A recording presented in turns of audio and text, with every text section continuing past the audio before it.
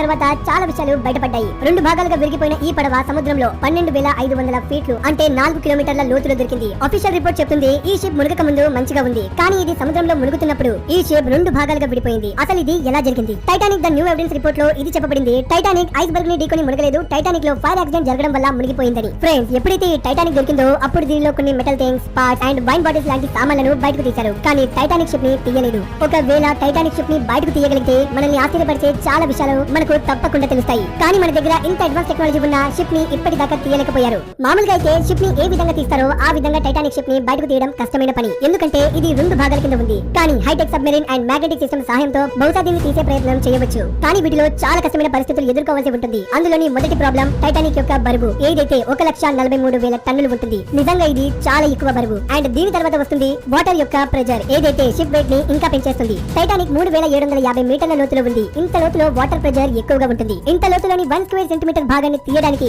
దాదాపు 392 kilo న్యూటన్ల force కావాలి. కానీ వైజ్ఞానికులు ఇంత అడ్వాన్స్ టెక్నాలజీని తయారు చేయలేకపోయారు. మొదట్లో వైజ్ఞానికుల దగ్గర టైటానిక్ ని బయటకు తీయడానికి ఎలాంటి ప్లాన్ లేదు. అందుకని వాళ్ళు కొన్ని వింతైన ప్లాన్స్ ని టైటానిక్ మీద ట్రై చేశారు. అందులోని మొదటిది పింగ్ పాంగ్ బాల్స్ తో టైటానిక్ ని బయటకు తీసే ప్లాన్ ని చేశారు. వాళ్ళు చెప్పారు, మనం ఒకవేళ టైటానిక్ ని పింగ్ పాంగ్ బాల్స్ తో నింపేస్తే షిప్ ని పైకి పుష్ చేయొచ్చు. కానీ సలహా ఇచ్చే వాళ్ళు ఇది ఆలోచించలేదు. ఈ పింగ్ పాంగ్ బాల్ సముద్రపు లోతులోకి వెళ్లిన వెంటనే వాటర్ యొక్క హై ప్రెజర్ కారణంగా పేలిపోతాయి. అండ్ తర్వాత పెద్ద పెద్ద బెలూన్స్ తో తీసే ప్లాన్ ని చేశారు. వాళ్ళు ఆలోచించారు, ఒకవేళ వేలాది లక్షలాది బెలూన్స్ ని హీలియం గ్యాస్ తో నింపి షిప్ కి కడితే అప్పుడు ఈ బెలూన్స్ పై వైపు ప్రెజర్ పెట్టడం వలన షిప్ ని పైకి తీసుకురావచ్చని. కానీ వైజ్ఞానికులు ఇది ఆలోచించలేదు, ఇంతకీ ఇంత లోతైన సముద్రంలో బెలూన్స్ లో హీలియం గ్యాస్ ఎలా నింపుతారని. అండ్ ఇది కూడా ఒక ఫ్లాప్ ఐడియా. ఫైనల్ గా వైజ్ఞానికులు ఈ ప్లాన్ ని అప్లై చేశారు. మనకి బాగా తెలుసు ఐస్ డెన్సిటీ వాటర్ డెన్సిటీ కంటే చాలా తక్కువని, అందుకని ఐస్ వాటర్ పైన తేలుతుంది. వాళ్ళు ఆలోచించారు, టైటానిక్ ఏ ప్రదేశంలో ఉందో ఆ ప్రదేశాన్ని ఎలా అయినా చేసి అక్కడున్న వాటర్ ని ఫ్రీజ్ చేయగలిగితే షిప్ నీటిపైకి వచ్చేస్తుంది. ఈ ప్లాన్ ని అమెరికన్ ఇంజనీర్ జాన్ పైరీ చెప్పారు. ఆయన తన రీసెర్చ్ లో ఇది చెప్పారు, ఈ ప్లాన్ లో ఎక్కువ మాత్రలో లిక్విడ్ నైట్రోజన్ అవసరం పడుతుంది. అండ్ ఈ ఐడియా ఒక ఎక్సలెంట్ ఐడియా షిప్ ని పైకి తీసుకురావడానికి. కానీ బ్రిటిష్ గ్యాస్ కంపెనీ BOC ఉద్దేశంలో ఈ ప్రాజెక్ట్ ని చేయడంలో మనకి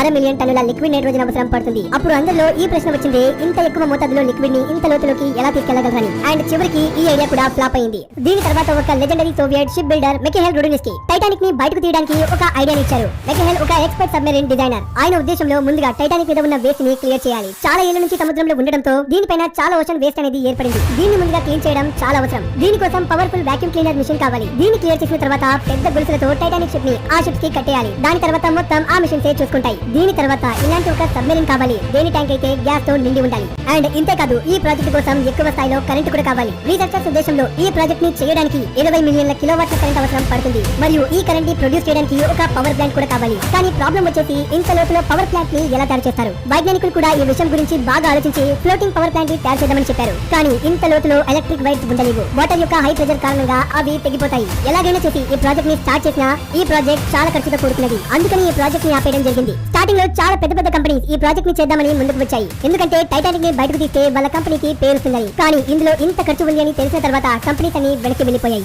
ఎందుకంటే టైటానిక్ ని తీస్తే ఏ ఖర్చుని రికవరీ చేయడం వీలు కాదు. ఈ కారణం వల్ల ఈ ప్రాజెక్ట్ ని ఏ కంపెనీ టేకప్ చేయాలనుకోవట్లేదు. ఒకవేళ ఏదైనా పెద్ద కంపెనీ దీన్ని బయటకు తీసి మ్యూజియం లో పెట్టినా దీనిలో అయిన ఖర్చుని రికవరీ చేయడంలో 100కి పైగా సంవత్సరాలు పడతాయి. చాలా మందికి టైటానిక్ షిప్ ని చూడాలని, అండ్ అది నిజంగా దేని వల్ల సముద్రంలో మునిగిపోయింది అండ్ ఇలాంటి ఎన్నో విషయాలను తెలుసుకోవాలని ఉంది. బట్ ఏ కంపెనీ కూడా ఇంత పెద్ద రిస్క్ తీసుకోవాలనుకోవట్లేదు. అండ్ సముద్రంలోని బ్యాక్టీరియా ఈ షిప్ ని మెల్లమెల్లగా తినేస్తుంది. ఇంకా కొన్ని సంవత్సరాలలో ఈ షిప్ టోటల్ గా మాయమైపోతుంది. కేవలం ఇంతే కాదు, టైటానిక్ చాలా చేపల యొక్క ఇల్లుగా తయారయ్యింది. అందుకనే యునెస్కో కూడా 2001లో ఈ షిప్ ని under water cultural heritage protect site కింద డిక్లేర్ చేసేసింది. కొంతమంది అంటున్నారు ఈ షిప్ ని పైకి తీసుకురావడంలో ఎంతైతే ఖర్చు అవుతుందో అంత డబ్బుతో కొన్ని భారీ షిప్స్ ని నిర్మించొచ్చని. అండ్ ఏ కంపెనీ కూడా ఇలాంటి రిస్క్ తీసుకోవాలనుకోవట్లేదు. నిజంగా చెప్పాలంటే టైటానిక్ షిప్ ని ఈ సముద్రపు అడుగు నుంచి ఎప్పటికీ తీయరు. ఎందుకంటే దీన్ని తీయడంలో చాలా అంటే చాలా ఇబ్బందులు ఉన్నాయి. ఏవైతే నేను మీకు ఈ వీడియోలో డీటెయిల్ గా చెప్పాను. మీరు టైటానిక్ షిప్ గురించి ఏమనుకుంటున్నారో నాకు కింద కామెంట్ బాక్స్ లో తెలియపరచండి.